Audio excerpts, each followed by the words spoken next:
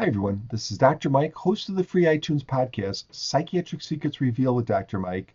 But that's not why I'm here today. This is another Saving Savvy episode. And this time we're going to do a review on a camera that I never thought I would review. Why is that? Well, it's a Kodak branded camera. You can see right there, Kodak. And Kodak stopped manufacturing consumer cameras in 2013. So how is it that in 2014 we actually have a Kodak camera? Well, it's because another company has bought the right to use the Kodak name. That's JK Limited, and they're actually manufacturing this camera through a plant um, called Asian Optical, a company called Asian Optical. And Asian Optical, I guess, makes a lot of lenses for cell phones and other lenses, and in fact, cameras for other manufacturers too. So they have a lot of experience. This is not just a kind of a experiment. This is really a well-constructed camera. So let me tell you a little bit about it and why you might find it to be a camera that you would like.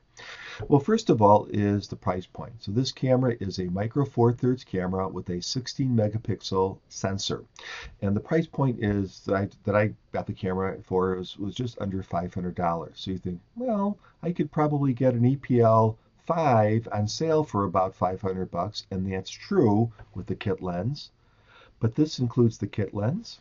It also includes the telephoto lens, which goes up to about an equivalent of 320 millimeters. And by the way, the kit lens is a little bit wider at 24 millimeters than what you would see in a lot of entry-level micro four thirds cameras. It also comes with this kind of unusual, I don't know what you call it. It's called a field scope lens. This is an 800 millimeter equivalent lens that has a fixed aperture of 6.7, no electrical connection, so strictly manual.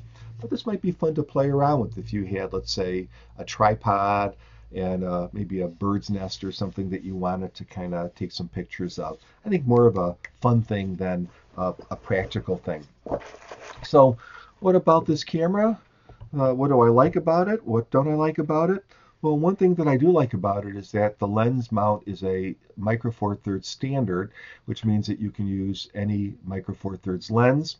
The processor and the imaging chip seem to do a very good job. The lenses themselves seem to be quite nice. I would say equivalent to the types of lenses that you would get at these price points. Normally, you would spend about 200 bucks more for the telephoto lens. Again, that's coming free with this particular camera, so that's a great deal. Metal construction, a number of function buttons that you can customize, a customized setting on top. So if you want to set something up in a particular way, you just flip to that and you're right there. Of course, full manual control. And you also have scene modes and other things that are consumer friendly that you'd expect in an entry level micro four thirds camera. The display is over 900,000 dots and it's tilty. It also has a pretty full functioning Wi-Fi, and you can download the free app to your Android device or your iOS device. And that app allows you to upload pictures to your phone either at full resolution or at 2 megapixel resolution. It also lets you control the phone in many ways, or control the camera in many ways, not just taking a shot, but also adjusting a lot of the parameters. So a pretty sophisticated app for free, and the Wi-Fi, of course, is built in. It does not come with a flash that's built in. It comes with this little external flash, which is small, and it has a hot shoe. Unfortunately, the hot shoe is proprietary. I tried micro four thirds flashes on it. They would not work, not even in manual mode. I tried some just standardized manual flashes like Nuo flashes. They wouldn't work either because the camera did not recognize that there was a flash on the hot shoe. The only time it recognized it was with this little Kodak clip-on flash. So Kodak does not have any flashes available, or at least JK Limited does not have any flashes beyond that clip-on available. I'd like to see that happen because I like playing around with flashes. Most people that would buy this type of camera would be less interested because they're going to get everything they need with this flash, a couple of lenses, a big sensor, and they're set to go. The ISO quality, I think, is good for a camera of this type. So going up to ISO of 3200, I was quite comfortable with those images. I thought it was a bit blotchy and grainy at 6400. These are all JPEG images that I took because that's what I typically shoot. But if you shot in RAW, you might be able to get up a little higher on that ISO. And this does shoot in the DNG format, which is the Adobe standard, so you don't have to worry about having, the right raw little software built in, because this is using just a standard DNG file. So that's really, really good.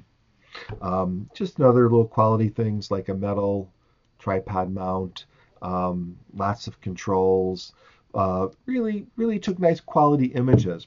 I thought using the standard emulation was a bit flat, but it does give you the ability to shoot in some Kodak emulations like Kodachrome and Ektachrome and several others that were quite nice. I really liked the Kodachrome emulation, but that one did take a few seconds to process because it actually adds film grain and some other stuff to the image. Of course, it has specialty filters. They're a little bit different than what you normally would find, but you might find them fun. So there's certain ones like Fisheye that I enjoyed. There's other ones, I think it was called Punk or Funk or something, that I thought it was kind of weird, but someone else might like it. What are some other things I can tell you about this camera? Well, I already told you all this stuff already. Oh, it does shoot in 1080p in the MOV format, which of course is compatible with Macintosh computers, and I'm sure I'm sure Windows software would also handle MOV. It's a very common format. You can shoot in lower resolutions if you choose to, and it has some super fast, super low resolutions. So you could do this really slow-mo kind of stuff. Again, mostly for fun because the resolution of those files is relatively small. It has a multiple exposure mode where, let's say if I was taking this cap and I threw it up in the air and I took a bunch of pictures, it would actually superimpose them all on one image, kind of creating a sort of a cool effect. It does feel comfortable in the hand and has pretty good battery life of over 400 shots, probably because it's pretty conservative on its power management. It has several HDR modes built in, and they work pretty well. It also has internal optical image stabilization, so it's going to work with virtually any lens, even if that lens doesn't have optical image stabilization. And of course, you can turn that off if you're using, let's say, a Panasonic lens and you want to use the in-lens stabilization. There is some post-processing functioning that you can do, including HDR and resize and some color options. What's the downside? Well, the one downside is it doesn't have a built-in flash, although it does come with that clip-on one. It's not uncommon. I just don't like it as much. I would prefer a built-in flash. Another downside is that if you're going to give us a hot shoe, at least give us one that follows a standard, or at least make flashes to put on it. Kodak has done neither, so hopefully they'll come up with some flashes in the future. Probably more important for an enthusiast like me and less important for your typical person that's going to be trading up from their cell phone, because this is going to give them so much more when it comes to image quality. Focus is a bit slower than I think you would see on some other Micro Four Thirds cameras. Olympus and Panasonic have worked very, very hard to make their contrast focusing really, really, really fast. And this is more like what you would see on a typical compact camera. It's going to be fast enough for just about anything that you need, with the exception of very fast sports.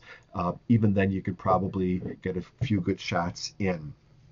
What should you not expect? Well, don't expect a viewfinder or the ability to attach a viewfinder. That is not there at this price point. Don't expect focus peaking, but it does have a magnified focus square that works quite well if you want to manually focus the camera. Don't expect a microphone or headphone jack at this price point. You're just not going to see that. And don't expect customizable features like you would in a more expensive camera. So in a lot of cameras, if you pick a particular film style, you could then further tweak the sharpness or the contrast or the saturation. Not with a camera at this price point. What's the bottom line? Well, the bottom line is at its price, it's a very, very good value because you're getting a nice camera with a nice sensor and good processing with a nice lens, plus another nice lens, plus this rather unusual lens, which could be kind of fun to fool around with, at a price point where you just normally, even on sale, would just get the lens and or you just get the camera and the kit lens. So I definitely recommend it. I think if you are interested in getting an entry-level Micro Four Thirds camera, look at the other offerings from Panasonic, for instance, and Olympus before you make your judgment. But hey, I'm not ashamed of using this camera. I think it's pretty cool, and I think it works pretty well. So that's my review of the Kodak S1 Pix Pro camera. And if you get some time, please give my podcast a listen. It's called Psychiatric Secrets Revealed with Dr. Mike. You can find it on iTunes and other podcatching sites. And as always, have an absolutely wonderful day. And sorry, guys, I'm not going to show you any pictures.